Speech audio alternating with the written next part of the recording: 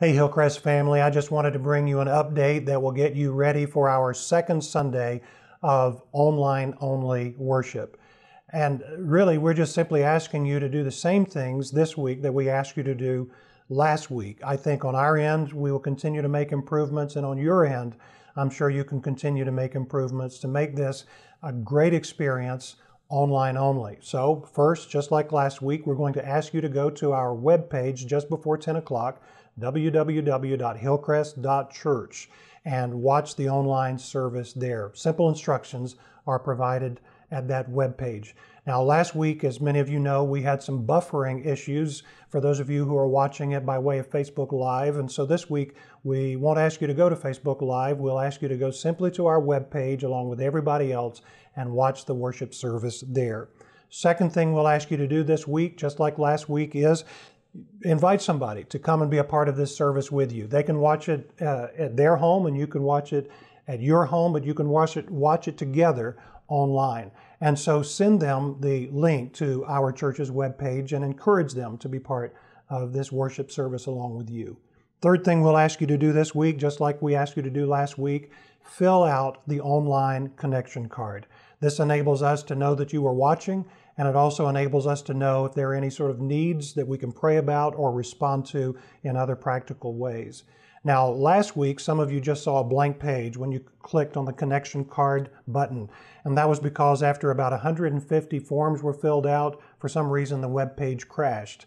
I think we've got that fixed, and so be patient with us. Try again this week, and we're certain you'll be able to find an online connection card, and we encourage you to fill it out.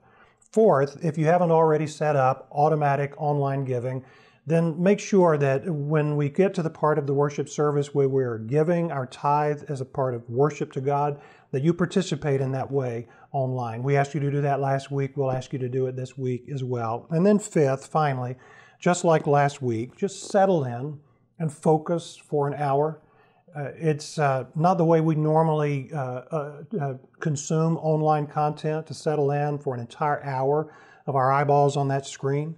When we are online, it's simply so we can scroll through and see what different people have posted on Facebook, or we check our email. We just short bursts, short screens. We move from app to app. But what I'm encouraging you to do is settle in and focus. Focus on the words, the lyrics that people are singing in this week's video. Pay attention to the words of the people who are lifting up prayers on your behalf. Take notes during the sermon. All of these are ways that we can improve our experience of online-only worship. Well, as you know, Austin and the surrounding area has gone to a shelter-at-home order, and that made me think of another shelter, a shelter that all of us need to make sure we are at home in.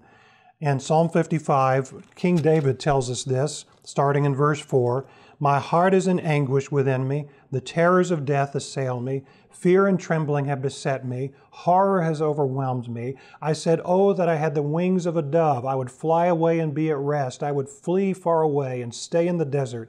I would hurry to my place of shelter, far from the tempest and the storm."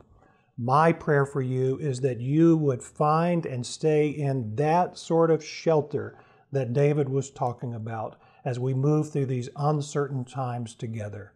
God bless you.